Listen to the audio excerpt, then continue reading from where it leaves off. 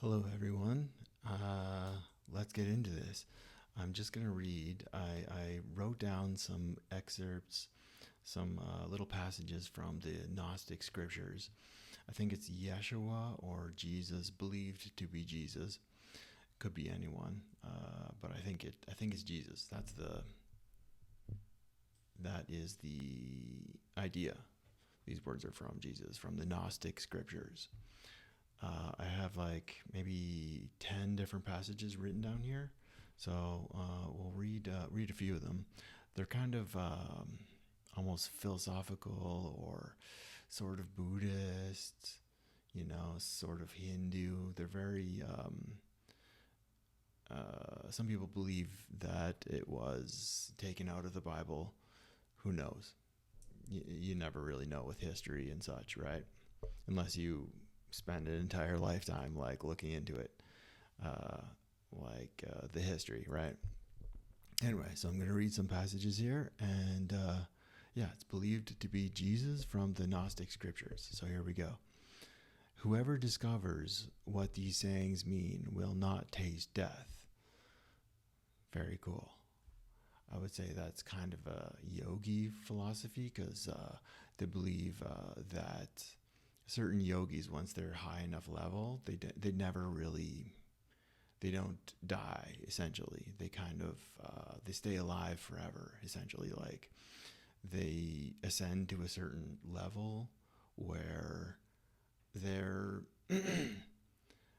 their presence or their body or their spirit can stick around, and they can have avatars and whatever. But yeah, to some hardcore people, yoga is about not dying in some senses. It's kind of complicated, confusing, but yeah. Okay, what else? Oh yes, this is a good one. I've heard this one before. If your leaders tell you, look, the kingdom of heaven, the kingdom is in heaven, right? Then the birds of heaven precede you. So like if the kingdom is in heaven, right? Then the birds are closer than you are, right? If they say to you, it's in the sea, then the fish will precede you. But the kingdom is inside you and it is outside you. So it's like, it's here. That one's interesting. Let's see what else. If you bring forth what is within you, what you have will save you. If you have nothing within you, what you do not have within you will kill you. So it's kind of like, you could say Hinduism or yogi culture, the Kundalini energy and the chakra system, 102 chakras or 104 chakras, but there's seven main chakras. So you bring forth the Kundalini. You make the Kundalini rise up all the way up the chakras into your brain and into your mind. So that could mean what that's saying. That could be what that means. What else? There's another one here. Oh, this one's good. Why do you wash the outside of the cup? Do you not understand that the one who made the inside also made the outside? So like you wash your body essentially, right? And you don't wash the inside. So that could be doing cleanses, like a diet cleanse, right? Or it could mean in spiritual terms, which I think he was speaking about because he's Jesus, right?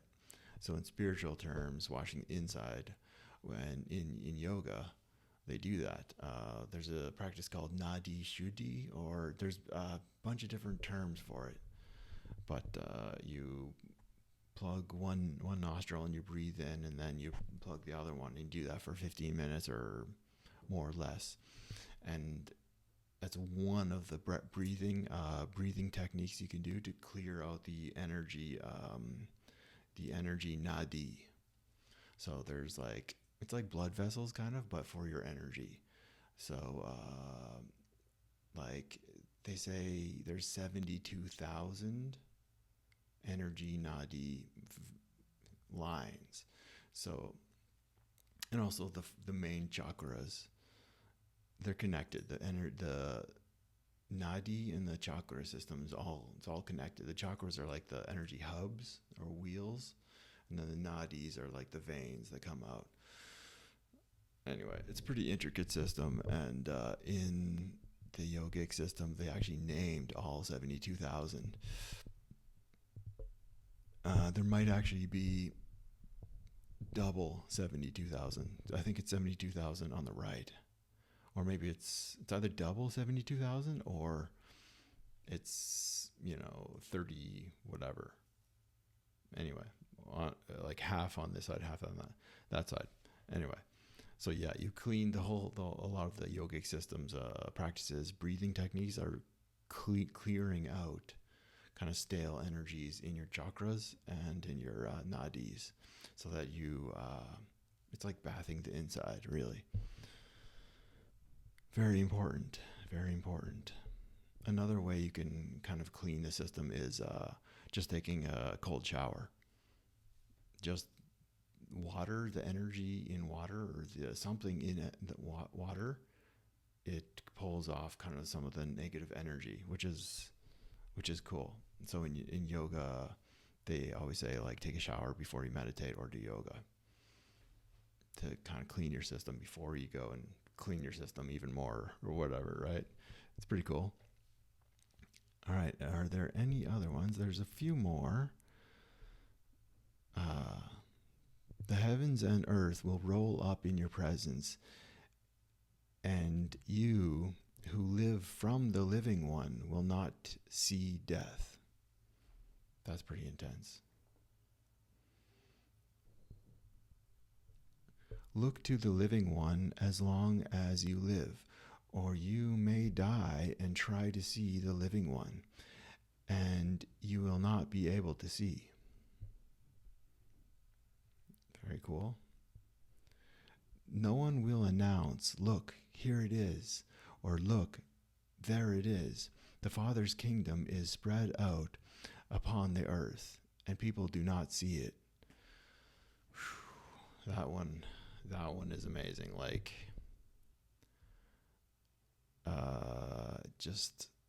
it's like Eckhart Tolle's like here and now, like the power of now, right? Zen, the idea of Zen Buddhism, the Zen moment is when you're not stuck in your thoughts, but you're actually present, and the mind stream isn't going crazy, but you're actually like sucked into a void of the present moment. People often experience this type of thing without knowing that they experience it, right? So a good example would be, say you fly to Fiji or Mexico for a 2-week vacation or a 1-week vacation, and you you sit on the beach, you open a Corona, drink a few Coronas, and you kind of relax into the beach and the sun and the smell of the ocean, and before you know it, you're in the present moment, because you're relaxing. 1, 2, you're in a new environment. 3, you're in a beautiful nature environment. So all those elements can pull you into the present moment. And then, at least for a moment here and there, your problems and worries kind of melt away. But a lot of it is actually more about being in the moment, being present, than it is about being on that beach. Because one way I would explain this is, I've had many extremely very blissful moments that you would have, say, on the beach like that, but in in normal day, everyday circumstances, and you're just you're in a zone. I mean, it's really hard to talk about being in the present moment. I'm sure you have experienced it many times. and you know what I'm talking about. Anyway, you can grow that muscle. You can grow a muscle, kind of a concentration muscle, to work on it and to grow it better, right? I've been working on it for, I don't know, more most of my life, and I'm still not good at it. I've had periods where I was kind of good at it, but I'm still terrible at it for some reason. But I think you got to kind of blend together a bunch of elements. Like you got to do some serious chakra work, turning on your chakras, getting them activated fully. A few of them, maybe even just some core ones, like the bottom 2 or 3 main ones. And you got to meditate. And I don't know. I don't have the answers. It's hard. But you know what I find actually? Things in this day and age, like watching Netflix for 3 hours a day, stuff like that, it really takes you further and further away from the present moment, you know? I know when I'm like, no screens, no audiobooks, no nothing for like a few days, I just kind of naturally go into the present moment. It's like there's too much clutter. There's too much clutter in the mind, you know? It's too much layers of grime on your lens and then you're floating around in your brain. I mean, many things can cause that, but excessive like media, you know, like excessive, Facebook, Instagram, stuff like that, too much, and it just clouds your mind more and more. But many things can cloud your mind, you know? There's like layers of an onion. There's many things can add to those layers. It can be achievements. It can be your ego. It can be achievements. It can be experiences, stacking all these amazing experiences. It can be tons and tons of achievements. It can be learning tons of things, too much learning. This one little, I think it's, I don't know, a Buddhist, or it could be Chinese. It could be ancient Chinese saying, like Taoist or Confucianism. Anyways, it goes like this. The guy, he goes to meet a spiritual master, and he goes and he finds him in this one hut, and he's been looking for a long time, and he sits down, and the spiritual master is like, come, sit, have tea. And he's like, okay. And he's like, what would you like? And he's like, I've heard you're one of the best spiritual masters in the world, and I want you to teach me. I'm doing my thesis on spirituality or Zen or something, and I'm not quite completed yet, but I want you to finish and teach me the last thing I need to know. Or the story goes something like this, right? And he's like, okay. And what else? And he's like, well, I've read all the books. I've read 20 books on Zen and 100 books on Hinduism, and I have 5 degrees in religion and spirituality, and I know everything. And he's like, okay. And then he's like, would you like some tea now? It is ready. So he starts pouring the tea, and he keeps pouring, and the tea starts overflowing and starts going all over the table. And the guy's like, what's going on? And then even pours on him and like burns him. And he's like, it's like, you're no spiritual master. You're not even paying attention. And he's like, your mind is like the overflowing tea, and you keep adding, and look what happens. It just overflows. The key is to empty the mind. And when you empty the mind, then there will be spaciousness, and that's the key. So anyway, that's how the story goes, and it applies so much to being able to go into the present moment, whatever that is. I don't think that's enlightenment. It's like an element of it, you know. I know. I'm pretty sure enlightened masters, they just kind of stay there. They're generally in the present moment. That's a part of it, you know. Some people would say that is enlightenment, but I don't think it is. It's like a byproduct of enlightenment. It's like, eat super healthy and exercise, and the byproduct of that is you look better or you have better energy, right? But having good energy doesn't mean that you eat healthy and exercise. It's like, it's you can have great energy without eating healthy and exercising. It's hard to do that, but some people have it. Generally younger people. All right, so are there any more? Seek and you will find. Knock and the door will be opened. Ask and you will receive. That's from the actual Bible. That one's great.